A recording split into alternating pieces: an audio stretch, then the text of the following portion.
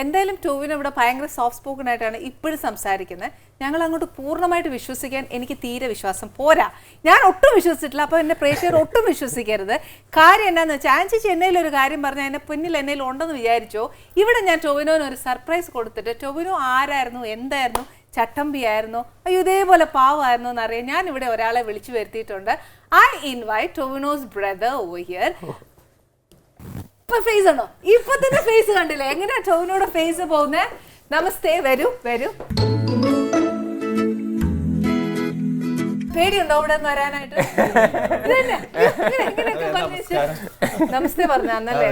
അതാ ഇവിടെ ഇരിക്കുന്ന ആളെ അറിയാലോ അല്ലേ? ആ അപ്പൊ ഇരിക്കണം, ഞങ്ങൾക്ക് കുറച്ച് കാര്യം അന്വേഷിക്കാനുണ്ട്.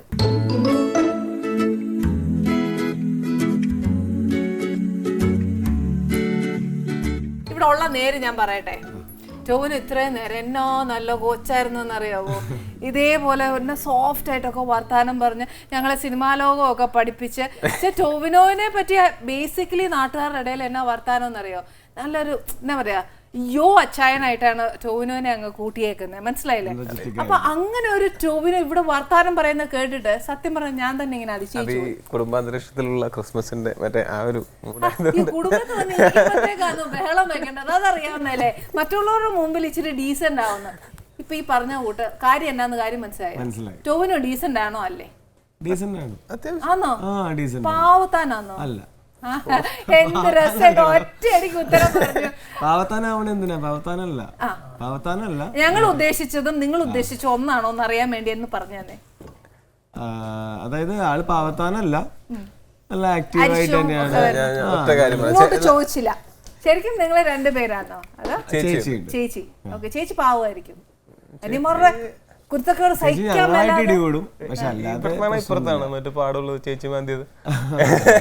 പിന്നെ ഇത്രയൊക്കെ ചെയ്യുന്ന അനിയന്മാരോട് ഒരു മാന്തേലും തന്നില്ലേ പിന്നെ എന്നാ എടുക്കും? എനിക്ക് ചിരിക്കുമ്പോ ഇവിടെ ഒരു ഡിംപിൾ വരുന്നുണ്ട്. ആ ഡിംപിൾ ആക്ച്വലി അത് ഡിംപിൾ അല്ല, അത് പക്ഷേ ഡിംപിളായി മാറി. കയ്യിരിപ്പ് അത്ര നല്ലതാന്നുള്ളത് ഇപ്പൊ മനസ്സിലായല്ലോ. എന്റെ കയ്യിലിരുന്ന് ചേച്ചിയുടെ മുടിയായിരുന്നു. ചേച്ചിയുടെ മുടി പിടിച്ച് വലിക്കും. അന്നേരം ചേച്ചിക്ക് ഇതെങ്കിലും വേണമല്ലോ ആ മുടിയൊന്ന് കിട്ടാൻ നഖമുണ്ടായിരുന്നു. Very good. സ്വയം രക്ഷ വേണമല്ലോ. എത്രയായാലും സൈസ് കുറവാ. ചേച്ചിക്ക് അറ്റാക്ക് ചെയ്യാൻ പറ്റുന്നത് ഈ പറഞ്ഞ പോലെ മാന്തലും. അതെ, മാന്തലായിരുന്നു മെയിൻ. ഈ പറയുന്നത് ഞങ്ങളും ഒരു 8ാം ക്ലാസ്, ഞാൻ 8ലും ചേട്ടനും 9ലൊക്കെ പഠിക്കുന്ന ഒരു സമയം വരെയും ഞങ്ങൾ അങ്ങോട്ടും ഇങ്ങോട്ടും ഭയങ്കര ഇടിയായിരുന്നു. പക്ഷെ അത് കഴിഞ്ഞ് ഞങ്ങൾ രണ്ടുപേരും പിന്നെ ചേച്ചിയും ഒരുമിച്ച് നിന്നാൽ നമുക്ക് ഒരുപാട് ഗുണങ്ങളുണ്ട് എന്ന് മനസ്സിലാക്കി ഒരുമിച്ച് പോയ കാര്യങ്ങൾ തമ്മിൽ ഇതിലെല്ലാം പോട്ടെ. ആ അമ്മയുടെ അവസ്ഥ പറയൂ. അപ്പനെ നോക്കണം, മക്കളെ നോക്കണം, തല്ലുണ്ടാക്കി നോക്കണം. അമ്മയ്ക്ക് ഇങ്ങനെ പ്രാന്ത് പിടിച്ചിട്ട് ഞങ്ങൾ തല്ലുണ്ടാക്കൽ നിർത്തി ഒരുമിച്ച് നിൽക്കുമ്പോ അവർക്കല്ലേ സന്തോഷം. അത് അത്രേ ഉള്ളൂ. തല്ലുണ്ടാക്കുമ്പോ ഉള്ള അമ്മയുടെ അവസ്ഥയാണ്. അമ്മ ആരെ വിളിക്കും? അമ്മയെക്കാളും കൂടുതൽ അപ്പനാണ് ഈ തല്ലുകൾ. ഞങ്ങളിപ്പോ അങ്ങോട്ടും ഇങ്ങോട്ടും നല്ല തലക്കൊക്കെ നല്ല ഇടിയൊക്കെ ഇടിക്കും കേട്ടോ. അപ്പോഴൊന്നും ഒരു കുഴപ്പമില്ല. ഇപ്പോഴും ടോവിനോയുടെ കൈ ശ്രദ്ധിച്ചോണേ, ആ പീച്ചിന്റെ ഒരു പവർ ഇപ്പോഴും ആ കൈക്കകത്തുണ്ട്. അല്ല, ഞാൻ പറഞ്ഞതെന്ന് വെച്ചാൽ നല്ല ഇടിയൊക്കെ ഇടിക്കും. പക്ഷെ രണ്ടുപേരും മറ്റേ ആ ഒരു വാശിയിലൊക്കെ ആയിരിക്കും നിൽക്കുന്നത്. രണ്ടുപേരും കരയില്ല അങ്ങോട്ടും ഇങ്ങോട്ടും. കരഞ്ഞാൽ നടക്കില്ലല്ലേ? പക്ഷെ അപ്പം വന്നൊരു ഇറുക്കിലെടുത്ത് അടിച്ചു കഴിഞ്ഞാൽ കഴിഞ്ഞ്. അതെ, അല്ല വേറെ വഴിയിലെ രക്ഷപ്പെടാനായിട്ട് അപ്പം നിർത്തണമെങ്കിൽ നമ്മൾ കരയണല്ലോ. നമ്മൾ തെറ്റ് മനസ്സിലാവണം എന്നുള്ളൊരു ഇതില്. പക്ഷെ ഞങ്ങള് ഒക്കെ ഈ പറഞ്ഞ പോലെ ഞങ്ങൾ തമ്മിലൊരു ധാരണയിലെത്തി, ഞങ്ങളും ചേച്ചിയും തമ്മിൽ ധാരണയിലെത്തി കഴിഞ്ഞപ്പോ പിന്നെ അപ്പനെ ഞങ്ങൾ തല്ലേണ്ടി വന്നിട്ടില്ല. പിന്നെ ഇതിൽ വേറൊരു കാര്യം എന്താ വെച്ചാൽ നമ്മളിപ്പോ ചിരിച്ചുകൊണ്ട് പറയുന്ന പല കാര്യങ്ങളും അന്ന് നമ്മൾ അത്ര ചിരിച്ചുകൊണ്ട് എൻജോയ് ചെയ്തിട്ടുള്ള കാര്യങ്ങളായിരുന്നില്ല. പക്ഷെ ഇന്ന് നമ്മൾ അത് ആലോചിക്കുമ്പോൾ നമുക്കൊരു സന്തോഷം, അല്ലെങ്കിൽ മെമ്മറിയിൽ ഒരു നല്ല സാധനമുള്ള അതൊക്കെ നമുക്ക് നമ്മുടെയൊക്കെ സ്ട്രഗിൾ എന്നൊക്കെ പറഞ്ഞു കഴിഞ്ഞാൽ എനിക്ക് എന്റെ ഫ്രസ്ട്രേഷൻ ഒക്കെ എക്സ്പ്രസ് ചെയ്യാനായിട്ട് ഒരുപാട് പേരൊന്നുമില്ല. എനിക്ക് എൻ്റെ ഫാമിലി, അടുത്തുള്ള ആൾക്കാരൊക്കെ തന്നെ ഇവർ തന്നെയാണ്. ഇപ്പോൾ എൻ്റെ ഏറ്റവും സന്തോഷമുള്ള മൊമെന്റ്സും എൻ്റെ ഏറ്റവും വിഷമമുള്ള മൊമെന്റ്സും ഞാൻ ഏറ്റവും നന്നായി ചിരിക്കുന്നതും ഏറ്റവും നന്നായി കരയുന്നതും ഒക്കെ കണ്ടിട്ടുള്ളത് എൻ്റെ കുടുംബം തന്നെയാണ്. ശരിക്കും ടോവിനോയുടെ ഒരു കെമിസ്ട്രി, ദാറ്റ് ഇസ് പൃഥ്വിയായിട്ട് ശരിക്കും ഞാൻ ഏറ്റവും കൂടുതൽ ചോദിക്കുന്നത്, പൃഥ്വിയൊക്കെ നമ്മൾ എപ്പോഴും കാണുന്ന ഒരാളാണ്, കുഞ്ചാക്കോ ആണെങ്കിലും എല്ലാവരും. പക്ഷെ നമ്മുടെ ലൂസിഫറിൽ വിവേക് ഒബ്റോയ്, പുള്ളി എങ്ങനെയായിരുന്നു? ഹൗ വാസ് ഹിസ് ഡീലിംഗ് നമ്മളോടുള്ള രീതി? പുള്ളി ഭയങ്കര അടിപൊളി കക്ഷിയാണ്. പുള്ളി എന്താ പറയാ, പരിചയപ്പെട്ടപ്പോ തന്നെ ഒരുപാട് സംസാരിച്ചു തുടങ്ങിയ ആളാണ്. അങ്ങനെ പുള്ളി കുറെ സംസാരിക്കും. ഇപ്പൊ നമ്മള് വെടിയുന്ന ഒരാൾ വരുമ്പോഴത്തേന് എപ്പോഴും പറയും Malayalam is too tough to act, അല്ലെ നമ്മളോടൊപ്പം നിൽക്കാൻ ഒക്കത്തില്ല എന്നൊക്കെ പറഞ്ഞു ഒത്തിരി വർത്താനം പറയുന്നത് കേൾക്കാതെ. പക്ഷെ ഈ ഇദ്ദേഹം മലയാളത്തിന്റെ ഡിക്ഷനൊക്കെ ഓൾമോസ്റ്റ് കറക്റ്റ് ആയിരുന്നു. കുറച്ചും കൂടെ ട്രെയിനിങ് കൊടുത്തിട്ടുണ്ടെങ്കിൽ പുള്ളി തന്നെ ഡബ് ചെയ്തേനെ ചിലപ്പോ. ആ പുള്ളി തന്നെ പറയുന്നൊക്കെ നമ്മള് മലയാളം പറയുന്നത് ചിലപ്പോൾ തെറ്റിപ്പോകും. കാണുമ്പോ നമുക്ക് അങ്ങനെ ഒരു സംശയം തോന്നില്ലല്ലോ. വിനീതേട്ടനാണ് ഡബ് ചെയ്തിരിക്കുന്നത്. വിനീതേട്ടനാ ചെയ്തത്. അത് കറക്റ്റ് മാച്ച് ആയിട്ടുണ്ട്. പക്ഷെ ലിപ്സിംഗ് അത് പുള്ളി ചോദിക്കോ അത് കറക്റ്റ് ആണോ എന്നൊക്കെ ചോദിക്കോ? പുള്ളി അതൊക്കെ ചോദിച്ച് പഠിച്ചിട്ട് തന്നെയാണ്. പുള്ളി അതിലൂടെ എഫേർട്ട് എടുക്കുന്ന ആളാണ്. പുള്ളി മലയാളം മാത്രമല്ല അന്യഭാഷകളിൽ ഇപ്പൊ തെലുങ്കിലൊക്കെ അഭിനയിക്കുന്ന സമയത്തും പുള്ളിയുടെ ലിപ്സിംഗ് കറക്റ്റ് ആണ്.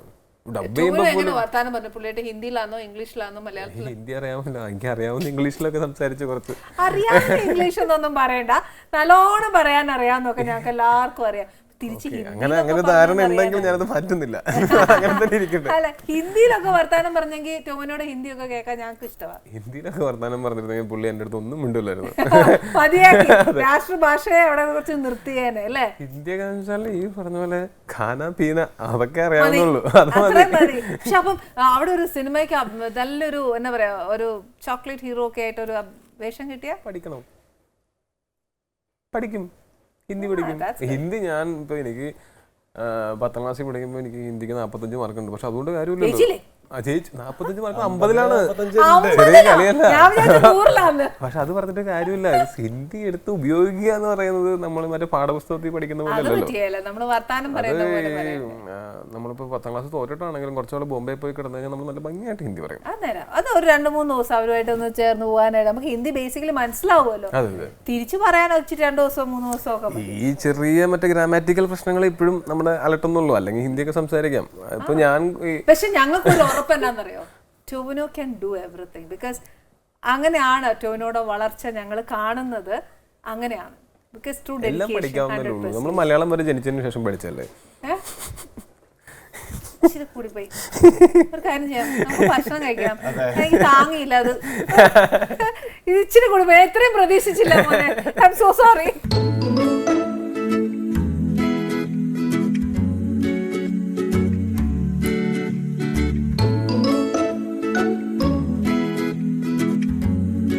നല്ലോണം പാചകമൊക്കെ ചെയ്യും.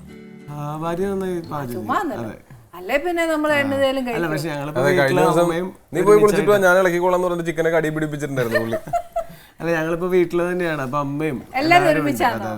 ഇവന്റെ ഫാമിലി നല്ല രസമാണ് എല്ലാരും കൂടെ കൂടെ ഉള്ളപ്പോ. കുറച്ചു കാലം ഫ്ലാറ്റിൽ മാത്രമായിരുന്നു. അപ്പൊ ഫ്ലാറ്റിലാകുമ്പോ ഭയങ്കര ഞങ്ങള് മാത്രമുള്ള.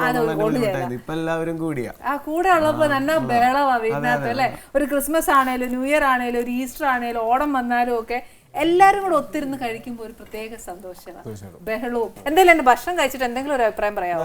അടിപൊളിയായിരുന്നു. എനിക്ക് വട്ടയപ്പം ഒരു ഭക്ഷണം കഴിച്ചാൽ കൊള്ളാം.